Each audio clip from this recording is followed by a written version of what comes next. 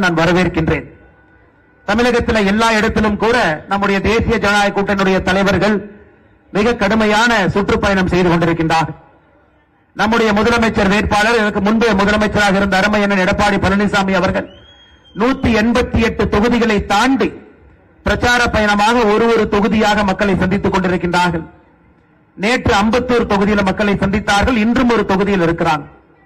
அதேபோல நம்முடைய பாட்டாளி மக்கள் கட்சியினுடைய தலைவராக இருக்கக்கூடிய அண்ணன் அன்புமணி ராமதாஸ் அவர்கள் இன்னைக்கு தர்மபுரியில பொதுமக்களை சந்தித்து அவரும் ஒரு பிரச்சார பயணத்தில் இருக்கிறார். அண்ணன் டிடிவி தினகரன் அவர்கள் அம்மா மக்கள் முன்னேற்ற கழகத்தினுடைய ஆற்றல் மிகுந்த தலைவர் அவர்கள் கும்பகோணம் பகுதியில் அவரும் மக்களை சந்தித்து பிரச்சார பயணத்தில் இருக்கிறார்.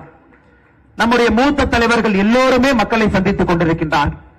அதுவும் இன்னைக்கு ஞாயிற்றுக்கிழமை பம்பரத்தை போல நம்முடைய எல்லா கட்சியினுடைய தொண்டர் பெருமக்களும் கூட மக்களை சந்தித்துக் கொண்டிருக்கின்றார்கள்.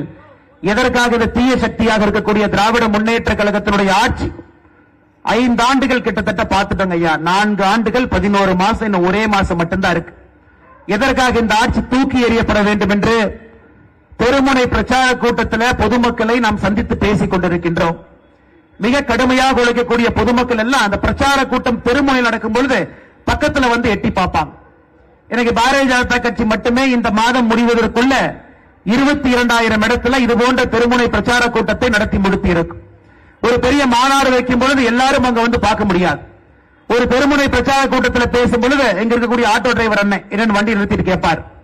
ஒரு பச்சி போடுற அக்கா வெளியே வந்து எட்டி கேட்பாங்க. கடைக்கார அண்ணன் அவங்களும் வெளியே வந்து கேட்பாங்க. அதனால் தெருமுனை பிரச்சார கூட்டம் என்பது நம்முடைய அரசியல் பயணத்தில் பொதுமக்களிடம் மிக எளிதாக நம்முடைய விஷயத்தை சேர்ப்பதற்கு ஒரு மிக முக்கிய கருவியாக இருக்கிறது. அப்படிப்பட்ட இந்த தெருமுனை பிரச்சார கூட்டத்தை மிகச் சிறப்பாக நடத்தி கொண்டிருக்கக்கூடிய பாரதிய ஜனதா கட்சியினுடைய எல்லா சக்தி கேந்திரத்தினுடைய பொறுப்பாளர்கள், பூத்தினுடைய தலைவர்களுக்கும் என்னுடைய சிறந்தாழ்ந்த நன்றியை இந்த நேரத்தில் தெரிவித்துக் கொள்கின்றேன். அருமை சொந்தங்களே, தமிழகத்தில் 234 தொகுதி இருந்தாலும் கூட சில தொகுதிகள் மக்களுடைய கவனத்தை பெறும். காரணம், அந்த தொகுதியிலிருந்து முதலமைச்சர் வந்திருப்பார்கள், அந்த தொகுதியிலிருந்து துணை முதலமைச்சர் வந்திருப்பார்கள், அந்த தொகுதியிலிருந்து அமைச்சர் பெருமக்கள் இருப்பாங்க. அப்ப அந்த தொகுதியின் மீது எதிர்பார்ப்பும் அதிகமாக இருக்கும். இது விஐபி தொகுதி, மிக முக்கியமான அந்த தொகுதியினுடைய சட்டமன்ற உறுப்பினர்களாக இருக்கின்றார்கள். இந்த தொகுதிக்கு என்ன செஞ்சிருக்கிறாங்க? அப்படிப்பட்ட ஒரு விஐபி தொகுதியாக பேருக்கு மட்டுமே இருக்கக்கூடிய தொகுதி சேப்பாக் திருவல்லிக்கேணி தொகுதி. வேறு பேருக்கு மட்டும்தான் இருக்குதுங்க. தமிழகத்தினுடைய துணை முதலமைச்சராக இருக்கக்கூடிய திரு உதயநிதி ஸ்டாலின் அவருடைய தொகுதியாக இருந்தாலும் கூட இந்த தொகுதிக்கு உண்மையாலுமே நம்ம சுத்தி பார்த்து ஏதாச்சும் வேலை நடந்திருக்கா, அடிப்படை கட்டமைப்பு நடந்திருக்கா? நான் அடுத்த பேச்சில் பேசும்பொழுது நான் சுட்டி காட்டுறேங்க.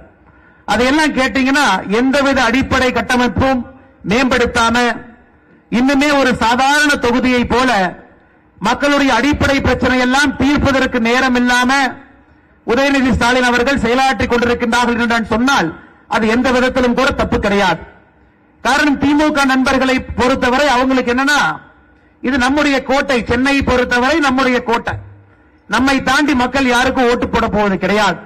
நம்ம தேர்தல் அப்ப திமுக சின்னத்தில் போய் நின்னா ஓட்டு போடுவாங்க அப்படிங்கிற ஒரு இருமாப்பம் அவர்களுக்கு இருக்கு, ஒரு எகத்தாளம் இருக்கு. அதே நேரத்தில் சென்னை மக்களை பொறுத்தவரை அவர்களும் வாய்ப்பு கிடைக்கும் பொழுதெல்லாம் திமுகவுக்கு சம்மட்டி அடியாக கொடுத்துக்கிட்டே வர்றாங்க. 2011 சென்னை மாநகரத்தை பொறுத்தவரை திமுகவுக்கு நிறைய சம்மட்டி அடி கொடுத்தாங்க. இன்னைக்கு அதே சம்மட்டி அடி 2026 சட்டப்பேரவை தேர்தலில் திராவிட முன்னேற்ற கழகத்துக்கு எதிராக சென்னை பெருமக்கள் கொடுக்க போகின்றார்கள் என்று நான் சொன்னால் அது நிச்சயமாக தவறாக இருக்க போவது கிடையாது. காரணம், நிறைய காரணத்தை சொல்லலாங்க ஐயா. ஒரு தலைநகரம் எப்படி இருக்க வேண்டும்? ஒரு தலைநகரத்தை பொறுத்த வரைக்கும் ஒரு 4.5 லட்சம் கோடி ரூபாய் பட்ஜெட் போடக்கூடிய ஒரு மாநிலம், இந்தியாவுடைய 2வது பெரிய மாநிலமாக இருக்கக்கூடிய ஒரு மாநிலம் தமிழகம். அதுல மிக முக்கியமாக ஆண்டாண்டு காலமாக மிக முக்கியமான மக்களை கொண்டிருக்கக்கூடிய ஒரு ஊர் சென்னை பெருநகரம். ஆனா அந்த சென்னை பெருநகரத்திற்கு உண்மையாலுமே ஒரு தலைநகரத்திற்கு இருக்கக்கூடிய அந்தஸ்தோடு இவர்கள் வழிநடத்துகின்றார்கள் என்று கேட்டீங்கன்னா கண்டிப்பா கிடையாது. அதை மக்களும் பொறுமையாக பார்த்து கொண்டிருக்கின்றார்கள். எந்தவித வசதியும் கூட இல்ல, பேருக்கு மட்டுமே இருக்கிறான். மழை பெரிதாக பெய்து தெருவுக்கெல்லாம் தண்ணி வரும் பொழுது மட்டும்தான் வேட்டியை மடிச்சு கட்டிக்கிட்டு முதலமைச்சராக இருக்கட்டும் துணை முதலமைச்சராக இருக்கட்டும் போட்டோ ஷூட் நடத்துவதற்கு மட்டும்தான் வீதியில வர்றாங்க. அந்த வீதியில அந்த நேரத்தை தவிர எப்பொழுதுமே வீதிக்கு வருவது கிடையாது. ஏன் இந்த தொகுதியை எடுத்துக்கங்க.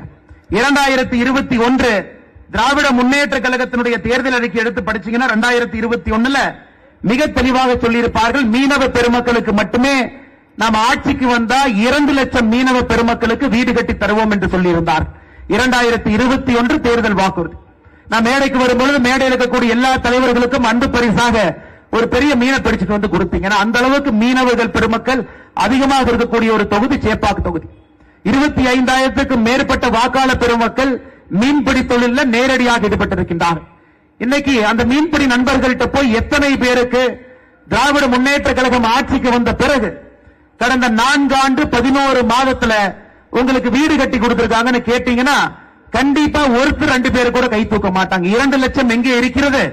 துணை முதலமைச்சருடைய சொந்த தொகுதியாக இருக்கக்கூடிய சேப்பாக்குல எத்தனை பேருக்கு சேப்பாக்கம் தொகுதியில வீடு கட்டி கொடுத்திருக்காங்கன்னு நான் கேட்கிறேன்.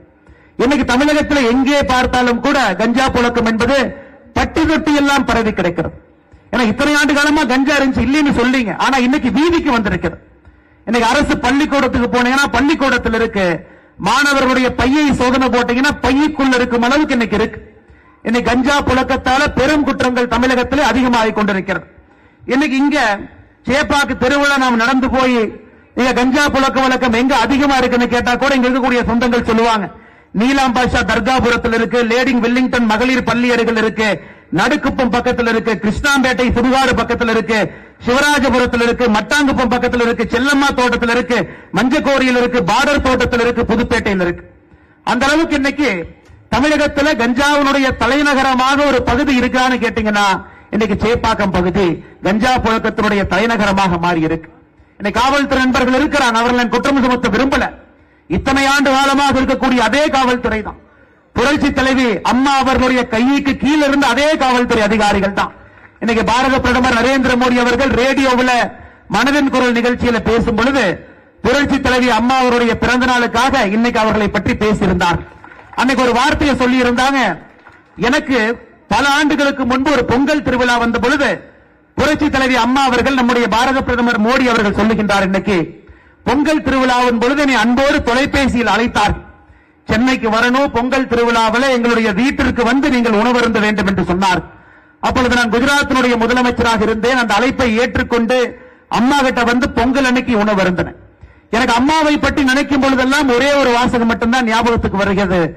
எந்த அளவுக்கு சட்டம் ஒழுங்கு கட்டுக்கோப்பா வைத்திருந்தார், எந்த அளவுக்கு பெண்களுடைய கண்ணியம் இங்கே பாதுகாக்கப்பட்டது, எந்த அளவுக்கு பெண்கள் தைரியமா நடந்து போறாங்கன்னா பெண்கள் பின்னாடி திரும்ப பார்க்க வேண்டிய ஒரு அவஸ்தை அவங்களுக்கு இல்ல. இன்னைக்கு ஒரு பெண் நடந்து போறாங்கன்னா 5 மீட்டருக்கு ஒருக்கா பின்னாடி திரும்பி திரும்பி நடந்து போறாங்க. ஏன்?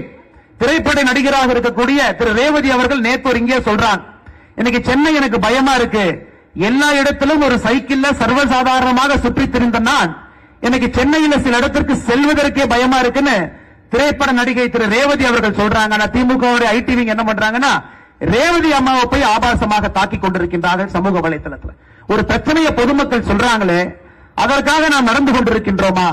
2021 25 வரைக்கும் பாத்தீங்கன்னா குழந்தைகள் பெண்களுக்கு எதிரான பெருங்குற்றம் என்பது ஒரு ஆண்டும் கூட 8 விழுக்காடு அதிகரிச்சுக்கிட்டே இருக்கு. ஆனா சட்டசபையில முதலமைச்சர்கிட்ட கேட்டா ஒரே கேள்விதான், ஒரே பதில் தான் சொல்லுவார், இல்ல எங்கிட்ட ஆதாரப்பூர்வம் இருக்கு, நான் ஆதாரத்தை வெளியிடுறேன், நாங்கள் ஆட்சிக்கு வந்த பிறகு பெண்களுக்கு எதிரான குற்றம் குறைந்திருக்குன்னு ஆதாரத்தை வெளியிடுறேன். ஒரு வடிவேல் ஒரு படத்துல சொல்லுவார், இன்னைக்கு செவ்வாய்க்கிழமை அதனால நான் சண்டைக்கு போக மாட்டேன், இன்னைக்கு புதன்கிழமை அதனால சண்டைக்கு போக மாட்டேன், சட்டமன்றமே முடிஞ்சு போச்சு, எந்த ஆதாரத்தை எப்ப வெளியிட போறார்? கடந்த ஒரு வருட காலமாக தமிழகத்தினுடைய முதலமைச்சர் அவர்கள் சட்டமன்றத்தில் கொடுக்கக்கூடிய ஒரே ஒரு பதில், நான் ஆதாரத்தை வெளியிடுகின்றேன், நாங்கள் ஆட்சிக்கு வந்த பிறகு பெண்களுக்கு எதிரான குற்றங்கள் குறைந்திருக்கிறது என்று சொல்லுகின்றார். ஆனால் நாம் தொடர்ந்து ஆதாரம் கொடுத்துக்கிட்டு இருக்கிறோம். திராவிட முன்னேற்ற கழகம் ஆட்சிக்கு வந்த பிறகு பெண்களுக்கு எதிரான குற்றம் அதிகரித்திருக்குன்னு சொல்றீங்க இல்லையா, சராசரியாக 8 விழுக்காடு ஒரு வருடத்துக்குமே உயர்ந்து கொண்டிருக்கிறது. இந்த எந்த அளவுக்கு இன்னைக்கு தமிழ்நாடு அரசு எந்த அளவுக்கு அறிவாளிகளா இருக்கிறாங்கன்னா, மத்திய அரசுடைய NCRB என்கின்ற அமைப்புக்கு ஒரு ஆண்டு முடியும் பொழுது இங்க இருக்கக்கூடிய டேட்டாவை கொடுக்கணும். அப்பதான் அவங்க தொகுத்து ஒரு புத்தகத்தை வெளியிடுவார்கள். தமிழக அரசை பொறுத்தவரை 2023 இருந்து மத்திய அரசுக்கு அந்த டேட்டாவே கொடுக்கல. 2023, 24, 25 3 ஆண்டுகளும் கூட தமிழகத்தில் ஏற்படக்கூடிய குற்றங்களுடைய எண்ணிக்கையை ஒரு ஆண்டு மத்திய அரசு கொடுக்க வேண்டும். மத்திய அரசு NCRB என்கின்ற புத்தகத்தில் வெளியிடுவார். 2023 இருந்து அதை வெளியிட்டால் மக்கள் எல்லாம் கோவப்படுவாங்க, மக்கள் எல்லாம் காரி துப்பிடுவார்கள் என்று தெரிந்த பிறகு அந்த டேட்டாவையே கொடுக்காம மத்திய அரசை ஏமாற்றுவது மட்டுமல்ல, தமிழக மக்களையும் ஏமாற்றிக் கொண்டிருக்கின்றார். ஆனால் வடிவேல் அவங்க செவ்வாய்க்கிழமை சண்டை போட மாட்டேன், வியாழக்கிழமை புதன்கிழமை சண்டை போட மாட்டாங்க மாதிரி முதலமைச்சர் அவர்கள் சொல்லி சொல்லி இன்னைக்கு சட்டப்பேரவையே முடிய போகின்ற நிலைமையில் நாம் நின்று கொண்டிருக்கின்றோம் அருமை சொந்தங்களே. அது மட்டும் இல்ல, இன்னைக்கு இந்த திருமலை பிரச்சார கூட்டத்தினுடைய வலிமை என்னன்னு யோசிச்சு பாருங்க. எந்த தொகுதியாக இருந்தாலும், எந்த விவிஐபி தொகுதியாக இருந்தாலும் கூட மக்கள்கிட்ட சரியான முறையில் ஆட்சிக்கு எதிராக இருக்கக்கூடிய விஷயங்களை நாம் கொண்டு போய் சேர்த்தால் யாராக இருந்தாலும் மக்கள் தோற்கடித்து விடுவார்கள் என்பது தமிழக அரசியலுடைய சரித்திரம். எனக்கு நீங்க எம்எல்ஏவா இருந்து வேலை செய்யலினா உங்களை தோற்கடித்து 5 ஆண்டுகள்ல வீட்டுக்கு அனுப்பிடுவேன் என்று மக்கள் தொடர்ந்து ஒரு 5 ஆண்டுக்கு ஒரு முறை ஒரு விஐபி, நிறைய விஐபியை தோற்கடிக்கிறாங்க. ஆனால் இந்த முறை உதயநிதி ஸ்டாலின் அவர்கள் என்ன சேப்பாக்கத்துக்கு செஞ்சாருன்னு மட்டும் சொல்லுங்க. இந்திய அளவில் பிரச்சனைக்குரிய விஷயங்களை பேசி பேசி தமிழ்நாட்டு மக்களை அவமானப்படுத்துவது மட்டுமே அவருடைய குறிக்கோளா இருக்கு. சனாதன தர்மத்தை ஒழிக்கணும், டெங்கு, கொசு, மஸ்கிட்டோ பார், அது உச்சநீதிமன்றம் வரைக்கும் போகும். அதன் பிறகு உச்சநீதிமன்றம் ஒரு கொட்டு வைத்த பிறகு அமைதியா இருப்பார். இன்னைக்கு உதயநிதி ஸ்டாலின் பேசுவதெல்லாம் ஆக்கப்பூர்வமாக இல்லை. இதே பக்கத்து மாநிலத்தில் சந்திரபாபு நாயுடுடைய மகன் ஒருத்தர் இருக்கார். அவரும் குடும்ப அரசியல் தான், அவரும் குடும்பத்திலிருந்து வந்தவர் தான், அவரும் அமைச்சரா இருக்கிறார். அவர் வாயை திறந்து பேசுவதெல்லாம் இன்னைக்கு விசாகப்பட்டினத்திற்கு கூகுளை கொண்டு வரணும், டேட்டா சென்டர் கொண்டு வரணும், 1 லட்சம் பேருக்கு வேலை வாய்ப்பு உருவாக்கணும், இத்தனை மொழிகளை கற்றுக் கொடுக்கணும், இளைஞர்களை தயார்படுத்தணும். அங்க இருக்கக்கூடிய சந்திரபாபு நாயுடுடைய மகன் அங்க பேசுறார். ஆனா இங்க மு.க. ஸ்டாலினுடைய மகன் பேசுவதெல்லாம் பிரச்சனைக்குரிய விஷயத்தை மட்டும்தான். இந்தியாவில் ஏன் ஒரு துணை முதலமைச்சர் நைட்டு 12 மணிக்கு 1 மணிக்கு இன்ஸ்டாகிராம்ல ஏதோ லைக் போட்டு காலையில திரு முழிக்கிற ஒரே நாடு நம்முடைய தமிழ்நாடு மட்டும்தான் இருக்கும். சமீபத்தில் நம்முடைய எதிர்க்கட்சி தலைவர் எடப்பாடி பழனிசாமி அவர்களும் கூட இதை குறிப்பிட்டு சென்றார். ஆனால் உண்மையாலுமே இந்த தொகுதிக்கு பெருமை தேடி கொடுத்திருக்கின்றார்களா? இந்த மக்கள் வளர்ச்சியை கண்கூடாக இந்த 5 ஆண்டுகள்ல ஒரு விவிஐபியை கொண்டு வந்ததன் விளைவாக, ஒரு துணை முதலமைச்சர் இருப்பதன் விளைவாக, அரசியல் இயந்திரம் முழுவதும் ஒரு துணை முதலமைச்சருக்கு கீழே இருக்குது.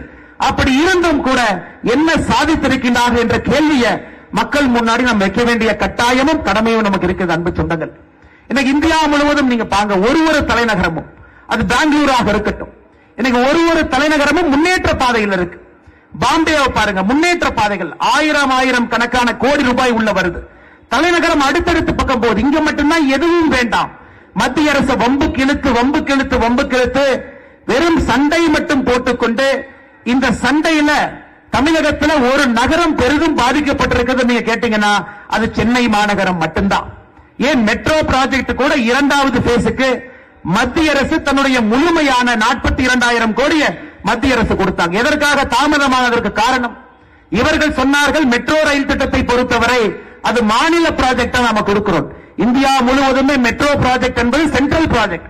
இங்க மட்டும்தான் நாங்க மாநில ப்ராஜெக்டாக எங்களுடைய மாநில நிதியை நாங்க நடத்திக்கிறோம். அவர்களால் 1 ஆண்டல்ல 2 ஆண்டல்ல 3 ஆண்டு நடத்த முடியாத காரணத்தில் பாரதிய ஜனதா கட்சி சார்பாக நாம் பாரத பிரதமருக்கு கடிதம் எழுதியிருந்தோம். ஐயா, இது ஸ்டேட் ப்ராஜெக்ட் என்று சொல்லி சென்னை மக்களை வஞ்சித்துக் கொண்டிருக்கின்றார்கள். அந்த கடிதத்தினுடைய காப்பியை கூட பத்திரிகை நண்பர்களுக்கு கொடுக்கிறோம். அதன் பிறகு கேபினெட்ல மத்திய அரசு இந்த ப்ராஜெக்டை எடுத்து 42,000 கோடி ரூபாய் ஒதுக்கி இருக்கின்றார். அது அப்படியே நம்ம கிட்ட மாத்தி சொல்லுவாங்க. ஒரு மத்திய அரசுடைய ப்ராஜெக்ட், பெங்களூர்ல மெட்ரோ ப்ராஜெக்ட் என்பது மத்திய அரசுடைய ப்ராஜெக்ட். மும்பை எடுத்துக்கிட்டீங்கன்னா அது மத்திய அரசுடைய ப்ராஜெக்ட். ஏன் இவ்வளவு சண்டை போடக்கூடிய மம்தா பானர்ஜி இருக்கக்கூடிய வெஸ்ட் பெங்கால்ல கூட அது மத்திய அரசுடைய ப்ராஜெக்ட். இங்க மட்டும்தான் அதை மாநில அரசுடைய ப்ராஜெக்ட் என்று சொல்லி நிதி வேண்டாம் என்று சொல்லுவார்கள். நாங்களே நிதியை போட்டுக்கிறோம். 3 ஆண்டுகள் நிதி போட முடியாத பேர்ந்து விழிப்பாங்க. அதன் பிறகு பொய்யை நம் மீது பரப்புவார்கள். அதன் பிறகு பிரதமர் அவர்கள் 40,000 கோடி ரூபாய்க்கு மேல பணத்தை கொடுக்கும். அதாவது சென்னையில் இருக்கக்கூடிய பெருமக்கள் எல்லாம் இந்த முறை நீங்கள் யோசிக்கணும். நமக்கு திராவிட முன்னேற்ற கழகத்தினுடைய யார் நின்றாலும் கூட, ஏன் இதற்கு முன்பு நாம பார்த்தோம், மழை வெள்ளத்தில் யாருங்க வெளியே வர்றாங்க? போட்டியிட்ட அனைத்து இந்திய அண்ணா திராவிட முன்னேற்ற கழகத்தினுடைய வேட்பாளர் அண்ணன் நாவி ராஜாராம் அவங்க வீதியில் இருப்பாங்க. பொட்டணமாக அரிசியை கொண்டு போய் மக்கள்கிட்ட கொடுப்பாங்க, பாலை கொண்டு போய் கொடுப்பாங்க. பாரதிய ஜனதா கட்சியினுடைய தலைவர்கள் தொண்டர்கள் வீதியா போவாங்க. ஆனா இவங்க எப்படி வருவாங்க? முதலமைச்சர் ஒரு கருப்பு கலர் ஜீப்ல வருவாரு. அல்ல பள்ளியை போல அண்ணன் சேகர் பாபு ஒரு பக்கம் ஒட்டி இருப்பாரு, மற்ற பள்ளிகளை போல 4 பேர் ஒட்டி இருப்பாங்க. அவங்க ஜீப்ல வந்து எந்த பிரயோஜனம் கிடையாது, தண்ணி நம்ம மேலதான் அடிக்கும். எப்பாவது தெருவுக்கு வந்து ஒரு அடிப்படை பிரச்சனையை சரி செய்வதற்காக பாடுபட்டிருக்காங்களா யோசிங்க. வெறும் விஐபி தொகுதியில் விஐபியாக மட்டும்தான் வருவார்களோ தவிர பிரச்சனையை முடிக்க வேண்டிய மக்கள் பிரதிநிதியாக யாரும் இங்கே வந்தது கிடையாது. ஆனால் சென்னையினுடைய மக்கள் நீங்க யோசிக்கணும். இந்த முறை ஒரு அரசியல் மாற்றம் சென்னையினுடைய வளர்ச்சிக்காக, சென்னை இந்தியாவில் இருக்கக்கூடிய மற்ற பெருநகரத்தை போல இன்னைக்கு பெங்களூர் நம்மை தாண்டி எங்கேயோ வளர்ந்து விட்டார். மும்பை நம்மை தாண்டி நின்று கொண்டிருக்கின்றார்கள். ஹைதராபாத் அவங்களும் நம்மளை ஓவர்டேக் பண்ணி முன்னாடி போயிட்டாங்க ஐயா. இன்னும் 5 ஆண்டுகள்ல குர்கான் நம்மளை ஓவர்டேக் பண்ணிடும். ஆனா இவங்க வெறும் வடக்கு தெற்கு அரசியல, ஹிந்தி தமிழ் அரசியல பேசி யாருக்கும் உதவாத சினிமா வசனங்களை பேசி பேசி மக்கள் ஒரு நாளும் கீழே சென்று கொண்டிருக்கின்றார்கள். ஆனால் சென்னை மக்களுடைய வளர்ச்சிக்காக இந்த முறை நீங்கள் தேசிய ஜனநாயக கூட்டணி, அனைத்து இந்திய அண்ணா திராவிட முன்னேற்ற கழகம் தலைமையிலான தேசிய ஜனநாயக கூட்டணியில் போட்டியிடக்கூடிய எல்லா வேட்பாளர்களுக்கும் நீங்கள் வாய்ப்பு கொடுக்க வேண்டும் என்கின்ற அன்பான வேண்டுகோளையும் இந்த நேரத்தில் வைக்கிறேன். இன்னைக்கு தமிழ்நாடு அரசுல என்னங்க தவறு? 4 ஆண்டு 11 மாதம் கழிந்த பிறகு தமிழக அரசுல என்ன தவறுனா ஒரே ஒரு தவற ஒரு விஷயம் மூலமாக நான் சுட்டிக்காட்டுகின்றேன். சமீபத்தில் 2 நாட்களுக்கு முன்பு சென்னை உயர்நீதிமன்றம் தமிழகத்தினுடைய காவல்துறைக்கு சொன்னாங்க, அமைச்சர் KN நேரு அவர்கள் மீது ஒரு வழக்கு பதிவு செய்யும். ஐயா, அதை சாதாரணமா கடந்து போகக்கூடாது. ஒரு அமைச்சர் ஒரு ஊழல் அல்ல, ஒரே துறையில 3 ஊழல் செஞ்சிருக்கிறாங்க. அது இடி அமைப்பு 2025 அக்டோபர்ல டிஜிபிக்கு ஒரு கடிதம் எழுதுறாங்க, டிசம்பர்ல ஒரு கடிதம் எழுதுறாங்க, ஜனவரியில இந்த ஆண்டு ஒரு கடிதம் எழுதுறாங்க. 3 கடிதம், ஒரே துறையில 3 ஊழல். நகர்ப்புற மேம்பாடு மற்றும் குடிநீர் வழங்கல் துறை, அவருடைய முனிசிபல் அட்மினிஸ்ட்ரேஷன், வாட்டர் சப்ளை, அதுல 3 ஊழல் பண்றாருங்க ஐயா. முதல் ஊழல் என்ன பண்றாருங்க ஐயா? ஜூனியர் இன்ஜினியர், அங்க இருக்கக்கூடிய இன்ஜினியருக்கெல்லாம் வேலை கொடுப்பதற்காக 40 - 50 லட்சம் ரூபாய் பணம் வாங்குறான். அது மட்டுமே 888 கோடி ரூபாய் பணம் வாங்கியிருக்கிறான். அது முதல் ஊழல். பணம் வாங்கி டிஎன்பிஎஸ்சி மூலமாக இன்ஜினியர் கொடுக்கக்கூடிய வேலையை இவங்க வீட்டுல 4 புரோக்கர் உட்கார்ந்து முடிவு செய்யறாங்க யாருக்கு வேலை கொடுக்கணும். 40 - 50 லட்சம். இரண்டாவது, குடிநீர் வழங்கல் துறை, நகர்ப்புற நிர்வாகத் துறையில் இருக்கக்கூடிய டெண்டருக்கெல்லாம் 7.5 - 15% கமிஷன். அதுல 1020 கோடி ரூபாய். 1020 கோடி ரூபாய் அந்த துறையில் இருக்கக்கூடிய அதிகாரிகளுக்கு டிரான்ஸ்பர் செய்வதற்கு அது 360 கோடி ரூபாய். 880 கோடி ரூபாய் புதிய வேலை வாய்ப்பு கொடுப்பதற்கு பணம் வாங்கியது. 1020 கோடி ரூபாய் கமிஷன் வாங்கியது டெண்டர் கொடுப்பதில்.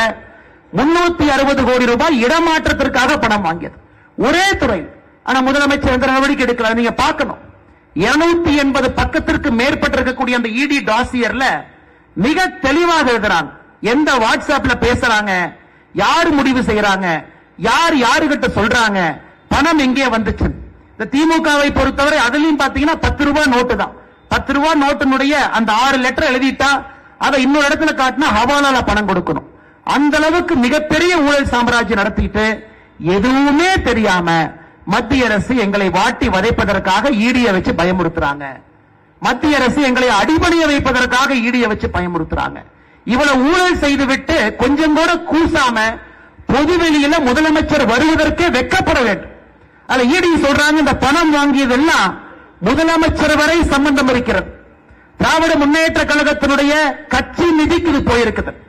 அந்த அளவுக்கு நேரடியாக குற்றச்சாட்டு வைத்து 5 மாத காலமாக எஃப்ஐஆர் போடாம நேற்று முன்தினம் சென்னை உயர்நீதிமன்றம் சொல்றாங்க, இது மாபெரும் தவறு, உடனடியாக எஃப்ஐஆர் போடுங்க. அன்பு சொந்தங்களே, ஒரே ஒரு துறையினுடைய ஒரே ஒரு அமைச்சரையை மட்டும் சான்றாக உங்களுக்கு சொல்லுகின்றேன். இதெல்லாம் யாருக்கு பாதிக்கும்? உங்க குழந்தைகளை பாதிக்கும். நேர்மையாக படித்து அரசு துறையில நம்ம பரீட்சை எழுதுனா யாரோ சரியான நபர் நம்ம பேப்பரை படிப்பாங்க, சரியான நபர் இன்டர்வியூ கூப்பிடுவாங்க, நமக்கு சரியான முறையில வேலை கொடுப்பாங்கன்னு எத்தனை லட்சம் இளைஞர்கள் எக்ஸாம் எழுதுறாங்க பாருங்க. ஏன் தமிழக வரலாற்றுல முதலாக ஒரு குரூப் 2 பரீட்சையை ரத்து பண்ணது இந்த கேடுகட்ட திராவிட முன்னேற்ற கழக அரசு. 2 வாரத்துக்கு முன்னாடி ஞாயிற்றுக்கிழமை சுதந்திரத்திற்கு பிறகு தமிழகத்தில் குரூப் 2 பரீட்சையை நம்ம நிறுத்தி வச்சதே கிடையாதுங்க. பல ஆட்சிகள் வந்திருக்கின்றார்கள், பல ஆட்சிகள் சென்றிருக்கின்றார்கள். ஒரு குரூப் 2 பரீட்சை நடத்த முடியும். நடத்திய பரீட்சையும் கூட ஊழல். அப்ப யாரை பாதிக்குது? உங்க குழந்தைய பாதிக்குது. அரசை பொறுத்தவரை நேர்மையா இருக்கணும் ஐயா. அரசை பொறுத்தவரை அரசு பொய் சொல்லக்கூடாது. அரசு பொய் சொல்லக்கூடாது. இங்க இருக்கக்கூடிய தமிழ்நாடு பப்ளிக் சர்வீஸ் கமிஷனே பொய் சொல்லுதுன்னா இங்க இருக்கக்கூடிய இளைஞர்கள் எங்கேங்கய்யா போவாங்க? எங்க போவாங்க? யாரின் மீது நம்பிக்கை வைப்பாங்க? அதனால் திராவிட முன்னேற்ற கழகத்தினுடைய ஆட்சியில தான் முதலாக அரசு பொய் சொல்லி பார்க்கிறோம். அரசே பொய் சொல், ஒரு துறையிலும் பொய் சொல், மிக தைரியமாக பொய் சொல். நான் பொய் சொன்னா அதற்கு எந்த விலையும் கிடையாது, மக்கள் ஓட்டு போடத்தான் போறாங்க அப்படிங்கிற கூட்டு நம்பிக்கையில அவர்கள் நடந்து கொண்டிருக்கின்றார்கள். அதனால்தான் நிச்சயமாக இந்த ஆட்சியை நீங்கள் வீட்டுக்கு அனுப்ப வேண்டிய கட்டாயமும் கடமையும் நமக்கு இருக்கு. நீங்க அனுப்புறீங்கன்னா என்ன ஆகுனாங்க ஐயா, இந்த மாநிலத்தை பொறுத்தவரை இளைஞர்கள் வாழுகின்றதற்கு தகுதியான ஒரு மாநிலமாக இன்னும் 5 ஆண்டுகள் இருக்காதுங்க ஐயா. 10,62,000 கோடி ரூபாய் கடன். கொஞ்சம் யோசிச்சு பாருங்க ஐயா, நம்ம வீட்டுல 1 லட்சம் ரூபாய் கடன் வாங்கினாவே பதறி போய் நிற்போம். அதை எப்ப கட்டுறது? யாராச்சும் வந்து கேட்பாங்க, கூலி குறுகி நிற்போம். கடங்கார வந்து காலையில் நின்னானா மூஞ்சியை முடிச்சுட்டு போகணும் வெட்கப்படக்கூடிய தமிழ் ஜனம் நாம். ஒரு கடனை வாங்கினாலும் கூட திருப்பி செலுத்த வேண்டும் என்று எவ்வளவு பொய் பேசாம கூசாம கடன் வாங்குறாங்க. ஆட்சிக்கு வந்த பொழுது 2021 4.5 லட்சம் கோடி ரூபாய் கடன். அப்படின்னா ஒரு தலைக்கு எவ்வளவுங்க? தமிழகத்தில் 2,25,00,000 ரேஷன் கார்டு இருக்கு. ஒரு ரேஷன் கார்டின் மீது 2,10,000 ரூபாய். ஒரு ரேஷன் அட்டை எடுத்தீங்கன்னா 2,10,000 ரூபாய் கடன் ரேஷன் அட்டையின் மீது. இன்னைக்கு திராவிட முன்னேற்ற கழகத்தினுடைய ஆட்சி வெளியே போகும் பொழுது 10,62,000 கோடி ரூபாய் கடன். ஐயா சுதந்திரம் எப்பங்க ஐயா வாங்கணும்? 1947 வாங்கணும். அரசியலமைப்பு சட்டம் 1950. முதல் தேர்தல் 1951-52. முதல் ஆட்சி அப்புறமே கணக்கு போடுங்க. அங்கே இருந்து 2021 வரை 4.5 லட்சம் கோடி கடன். ஆனா இந்த 5 ஆண்டுகள்ல 10,62,000 கோடி கடன். அப்ப எவ்வளவு வாங்கியிருக்கிறாங்க ஐயா? 6 லட்சம் கோடி ரூபாய் கடன் வாங்கியிருக்கிறாங்க. சராசரியாக எவ்வளவு வாங்கியிருக்கின்றார்கள்? ஒரு ஆண்டுக்கு 1,20,000 கோடி ரூபாய் வாங்கியிருக்கிறாங்க. இன்னைக்கு இருக்கக்கூடிய ரேஷன் அட்டையின் மீது 4,82,000 ரூபாய் ஒரு ரேஷன் அட்டையின் மீது கடன். அடுத்து யார் ஆட்சிக்கு வந்தாலும் மிகப்பெரிய கஷ்டத்தை அந்த ஆட்சியாளர்கள் அனுபவிக்க போறாங்க.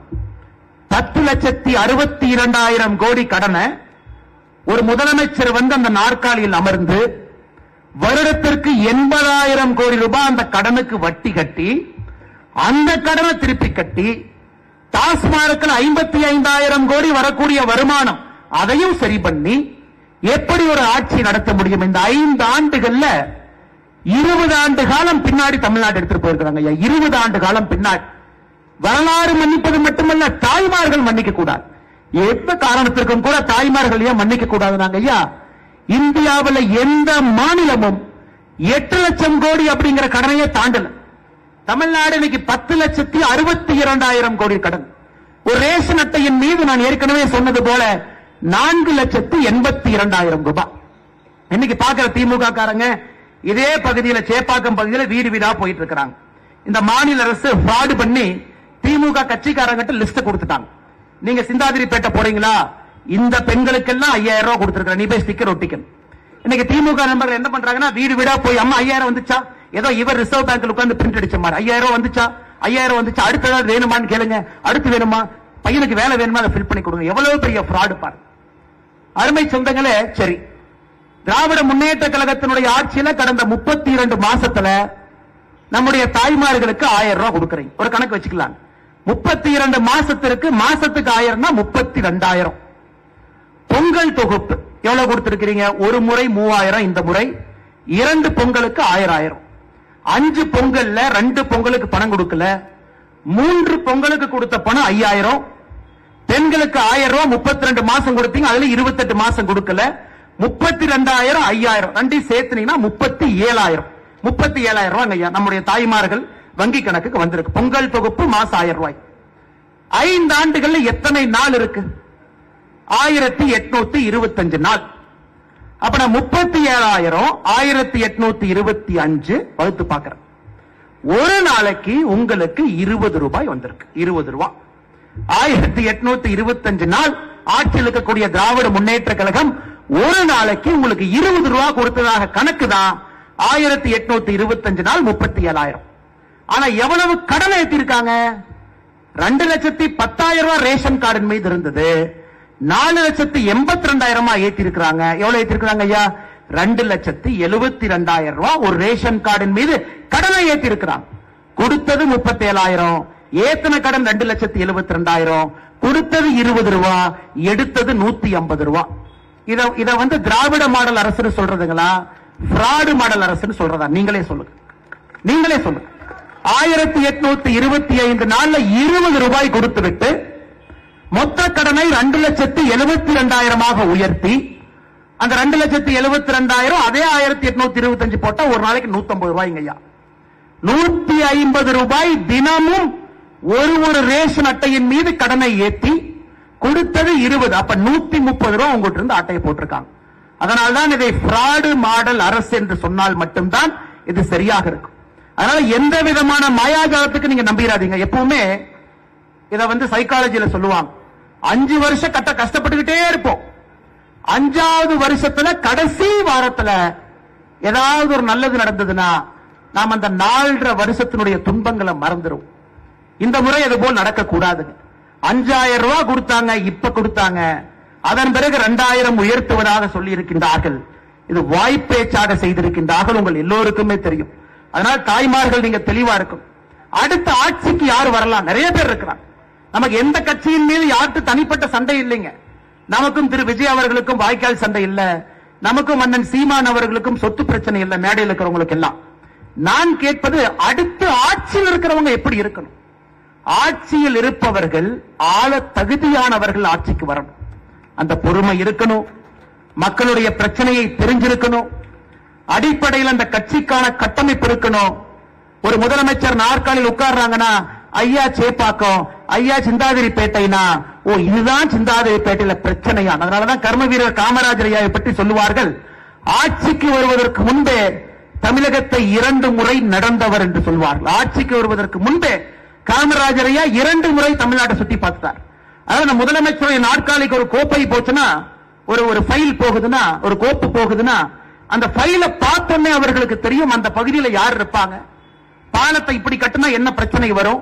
ஒரு முதலமைச்சருக்கு அந்த அளவுக்கு தெரிந்திருந்தால் மட்டும்தான் அகண்ட நிலப்பரப்பாக இருக்கக்கூடிய நம்முடைய தமிழகத்தை, 8 கோடி மக்கள் இருக்கக்கூடிய இந்த நிலப்பரப்பை ஆள்வதற்கு அந்த முதலமைச்சருக்கு தகுதி அந்த நாற்காலியிலிருந்து தெரிந்திருக்க வேண்டும். அதனாலதான் நான் யார் மீதும் தனிப்பட்ட விமர்சனமோ குற்றச்சாட்டோ வைக்கல.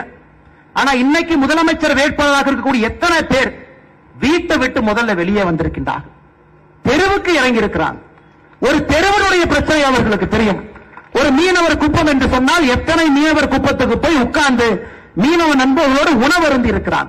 இந்த சாலையை பழுது பார்க்கணும், இங்கே பாலத்தை போடணும், இங்க மாத்தணுங்க ஐயா, மெட்ரோ ஜங்ஷனை மாத்தணும்னா முதலமைச்சருக்கு தெரியலனா அதிகாரிகள் தான் ஆட்சி செய்வார்கள்.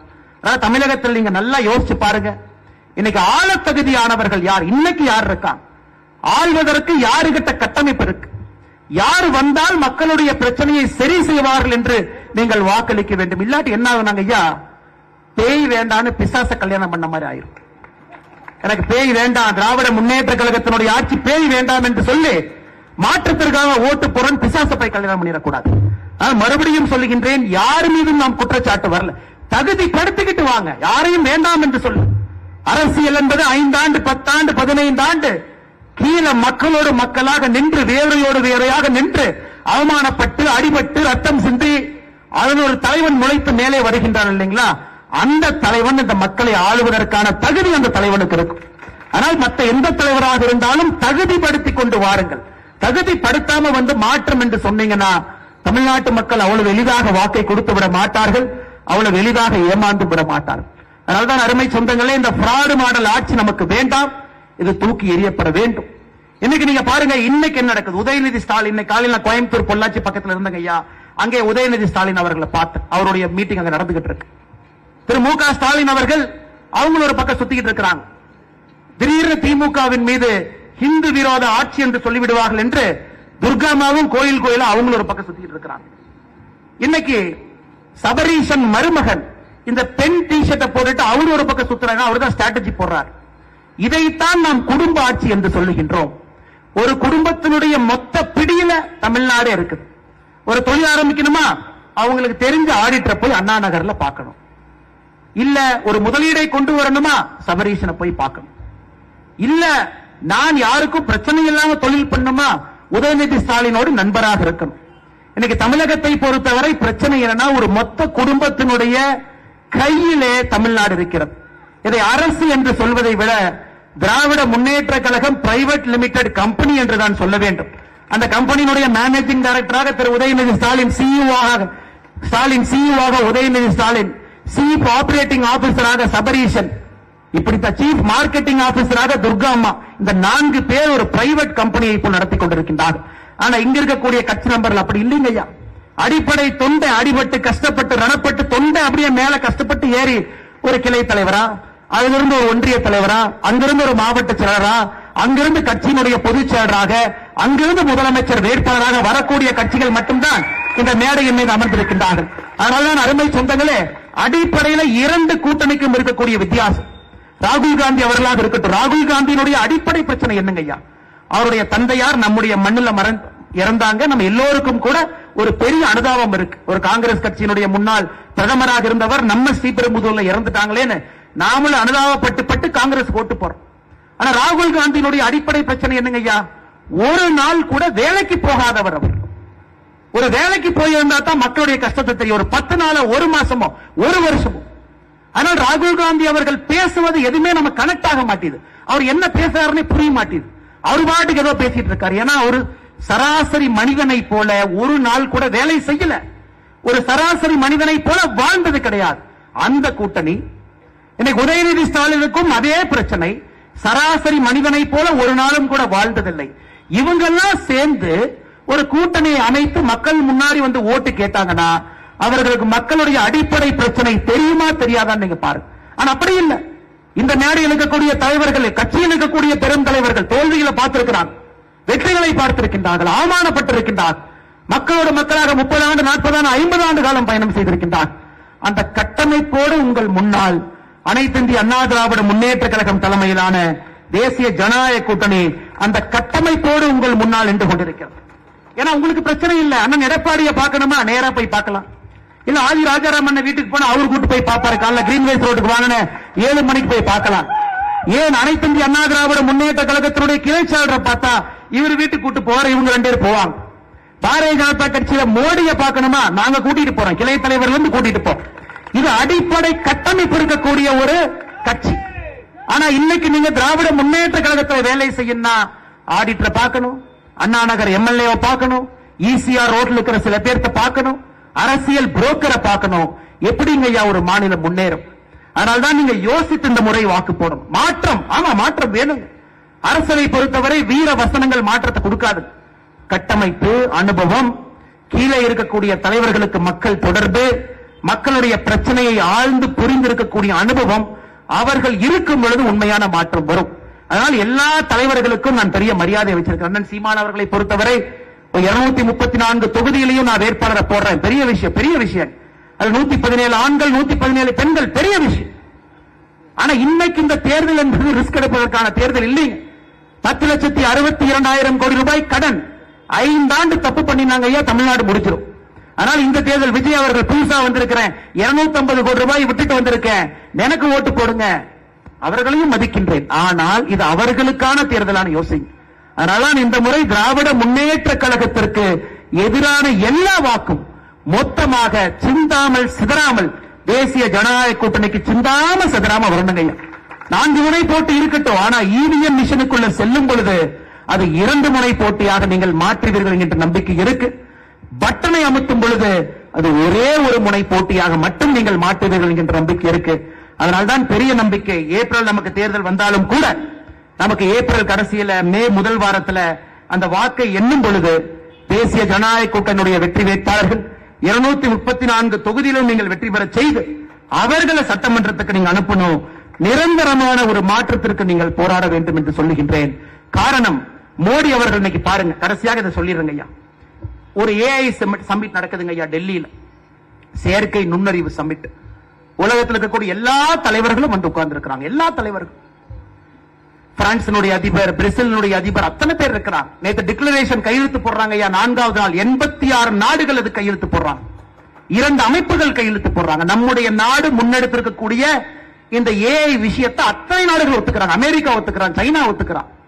ஆனா உதயநிதி ஸ்டாலின் நேற்று பேசுறாரு, இந்த சங்கி கூட்டத்துக்கு ஒரு ஏஐ சம்மிட்டை நடத்த தெரியல அப்படின்னு. நீங்க பாருங்க, உலக நாடுகள் எல்லாம் வந்திருக்கக்கூடிய டெல்லியில, புதுடெல்லியில பிரதமருடைய தலைமையில பிரதமர் மீது இருக்கக்கூடிய ஒரு ஈர்ப்புல உலக தலைவராக இருக்கக்கூடிய நரேந்திர மோடி அவர்கள் இதை கொண்டு வந்து இன்னைக்கு இந்தியாவை செயற்கை நுண்ணறிவு அடுத்த 10 வருஷம் இதுதானுங்க ஐயா. அதுல இளைஞர்களுடைய வேலை வாய்ப்பு, இளைஞர்களுடைய செயல்திறனுக்காக கொண்டு போய் நிறுத்துறாங்க.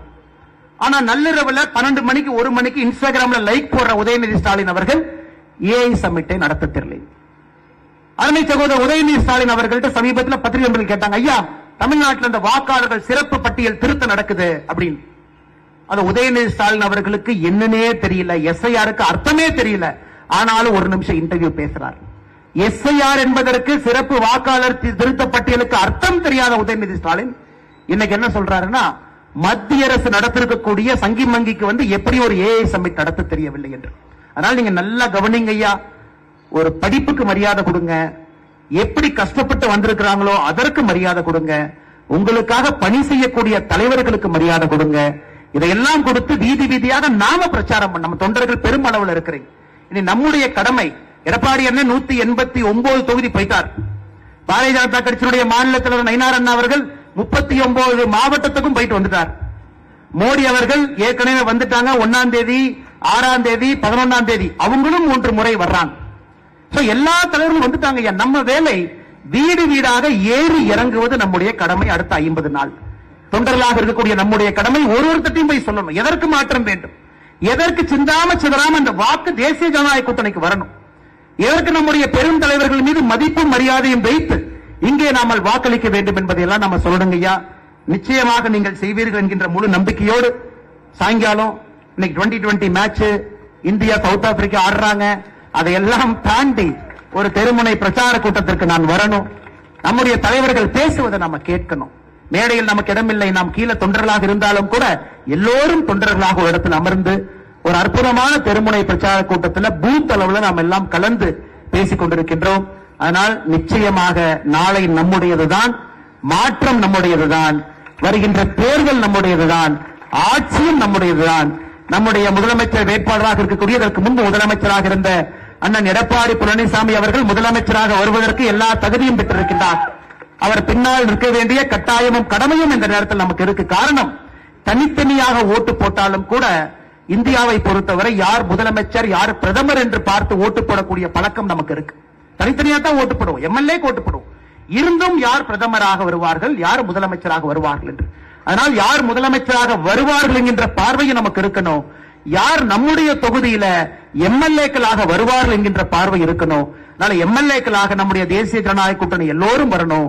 நம்முடைய முதல்வராக அண்ணன் எடப்பாடி பழனிசாமி அவர்கள் 2026 தேர்தலில் வரணும். அதற்கு நாம் எல்லோரும் சேர்ந்து கடுமையாக உழைப்போம் என்று சொல்லி இந்த அற்புதமான பெருமுறை பிரச்சார கூட்டத்தை நடத்தி கொண்டிருக்கக்கூடிய பாரதிய ஜனதா கட்சியினுடைய எல்லா அன்பு சொந்தங்களுக்கும், அதே நேரத்தில் மேடையின் மீது இருக்கக்கூடிய தேசிய ஜனநாயக கூட்டணியுடைய எல்லா அன்பு தலைவர்களுக்கும் நேரம் கொடுத்து இங்கே வந்ததற்கும், குறிப்பாக நம்முடைய பொதுமக்கள், பத்திரிகை நண்பர்கள், இந்த பகுதியினுடைய எல்லா சாதாரண மக்கள் வந்திருக்கிறாங்க. ஆட்டோ டிரைவர் அண்ணன், கடை வைக்கிறவங்க, கடையெல்லாம் நிறுத்திட்டு எல்லோரும் வந்திருக்கின்றார்கள். உங்களுடைய பாதத்தை தொட்டு வணங்கி என்னுடைய நன்றியை உரித்தாக்கிக் கொள்கின்றேன். நன்றி.